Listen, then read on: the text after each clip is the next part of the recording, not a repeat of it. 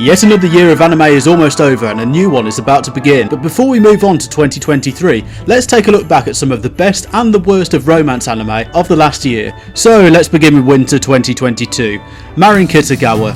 That's it. That's all of it. Right, moving on to spring 2022.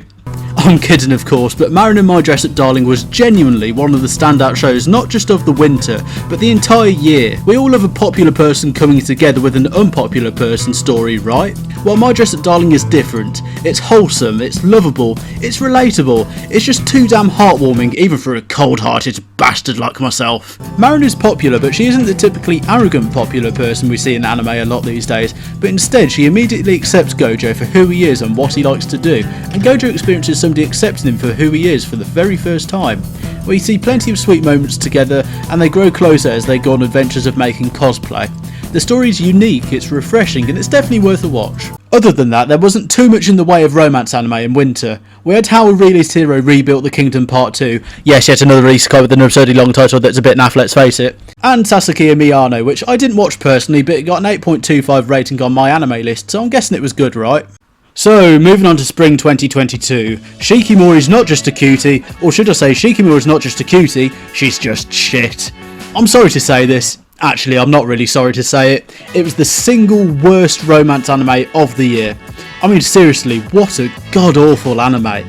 The concept of Shikimori wasn't a bad one in of itself, having a strong lead girl who can do everything, but the execution was just so poor. It turned into this sort of gender swap anime where whatever this guy's name was quite feminine and in constant need of being saved by the more masculine Shikimori, and the entire anime was literally just that. Another generic high school anime with generic high school situations, and it engineers these situations to play on the one single concept, which is what I've just described.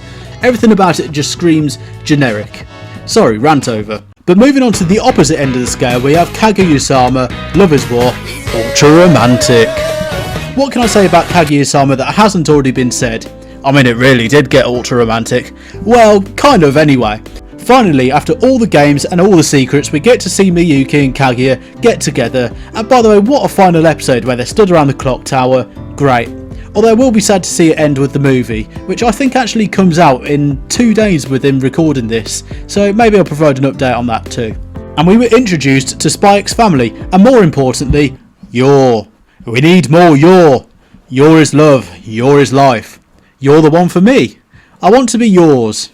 Oh, and there was Lloyd and Anya too. And lastly we have Rising of the Shield Hero, or should I say, the Descending of the Shield Hero. Am I right? Moving on to summer of 2022, we had the 10-year revival of The Devil is a Part-Timer, which, well, should have stayed dead. If done right, this could have been one of the best anime of the year. Alas, it turned out to be one of the most disappointing. I can't say I was the biggest fan of the art style compared to the old art style, like if it ain't broke, don't fix it, but I think the biggest issue was the fact it just turned into a slice of life anime and pretty much abandoned the isekai-ness of it. The whole point of the series was that it was the devil trying to function and live in the human world, and learning all about the nuances and details about the world in order to navigate and conquer it, such as getting a job, ordering stuff online, cleaning, which are menial things to the devil himself, ordinarily, but that's what made it funny. But the series just became a slice of life to the point where you wouldn't even think Mal was the devil himself. If you just watched the second series, you wouldn't really have guessed that Mal was the devil. And then we had Rent a Girlfriend, where we got the pleasure of seeing more Kazuya simping antics and more Mami mischief, but check out one of my previous videos for a full review on that. And finally we have Call of the Night. If I'm being honest here, I watched the first episode and then I stopped watching it because I couldn't really stand the art style. However, it seems to have taken off in popularity, so if you want me to watch it and do a video on it, comment below. And finally we move on to fall of 2022. Rivaling Yor for the hottest mom of the year, we have Suki Uzaki from Uzaki-chan Wants to Hang Out Season 2.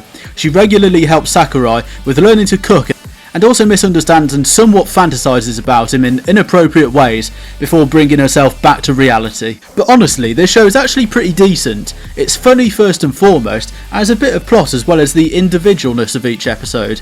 Plus it's set in college, which is definitely a welcome change compared to the sheer volume of high school and middle school anime. If you're looking for something that's funny, got decent romance, and some plot too, then look no further than Uzaki-chan Wants to Hang Out. And to round off this video, we have what turned out to be one of my favourite romance animes of the year, which was More Than a Married Couple, but not lovers. On the surface we have another generic high school anime which I thought was going to be a bit like Shikimori, but what we got was actually far better than that. It's a classic love triangle where the guy and the girl have their own love interests, but are put together and slowly fall for each other and realise their own feelings.